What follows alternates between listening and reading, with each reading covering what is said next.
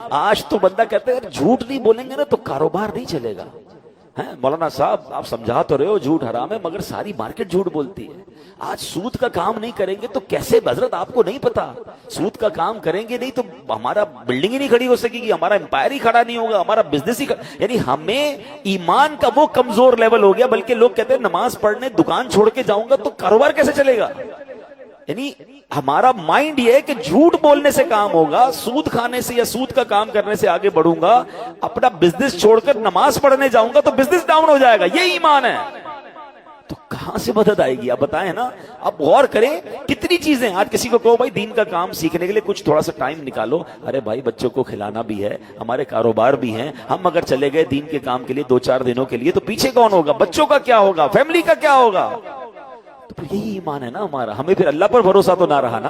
یعنی آپ غور کیجئے ہمارا حال یہ ہے. ایک کمال کا واقعہ, حضرت عبد الواحد بن زید کہتے ہیں میں ایک سمندری سفر پر تھا, تیز ہوائیں چلنے لگی, ہمارے جہاز کو کسی جزیرے پر جا کے رکنا پڑا.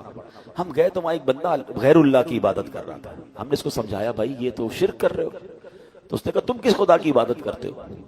تو انہوں نے تفصیل بتائی کہ ہم اللہ کی عبادت کرتے ہیں, اللہ نے ایک رسول ہم پر بھیجے, انہوں نے ہمیں معجزات دکھائے, دلیلیں بتائیں, ہم ایمان لے آئے ان پر, اللہ کا پورا پیغام. انہوں نے کہا پھر ان رسول کا کیا ہوا؟ جب اللہ کا پورا پیغام انہوں نے پہنچا دیا تو اللہ نے انہیں اپنے پاس بلا لیا. تو انہوں نے کہا کہ کوئی نشانی ہے تمہارے پاس تمہارے دین کی؟ تو کہا ہمارے پاس قرآن شریف تھا, ہم نے اس غیر مسلم کو قرآن شریف دکھایا. جب اس نے قرآن پڑھا تو وہ آنسوں سے رونے لگا. کہتا ہے کہ یہ تو اس ہستی کا کلام ہے, حق بنتا ہے کہ اس کی نافرمانی نہ کی جائے. اس بندے نے قرآن سنا اور اس کے بعد کلمہ پڑھ کر مسلمان ہو گیا. حضرت کہتے ہیں ہم نے اپنے جہاز میں سوار کر لیا کہ بیچارہ یہ بھی مسافر ہے. تو اب جب رات کا وقت آیا تو ہم سب سونے لگے. تو وہ کہتا ہے یہ بتاؤ جس خدا کا کلمہ پڑھایا ہے وہ سوتا ہے؟ تو کہا نہیں وہ تو نہیں سوتا.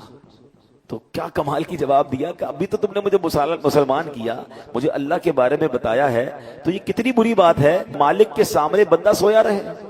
مالک جاگ رہا ہے تو غلام کیسے سو سکتے؟ بید بھی ہے. کہ ہم سارے سو گئے, وہ ساری رات عبادت کرتا رہا, ساری رات دعائیں کرتا رہا. جب ایک کنارہ آیا تو ہم نے اس کو کچھ پیسے دیے کہ پیسے لے لو, آپ اپنی زندگی کیسے گزارو گے؟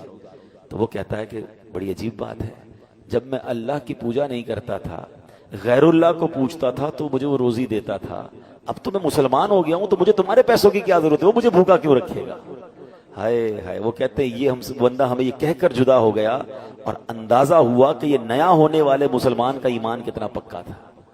مگر ہمارا حال کیا ہے؟ ہمیں صرف اسباب پر فکر ہے. نوکری ہوگی تو کام چلے گا, کاروبار ہوگا تو کام چلے گا, فلاں بندہ راضی ہوگا تو روزی ملے گی.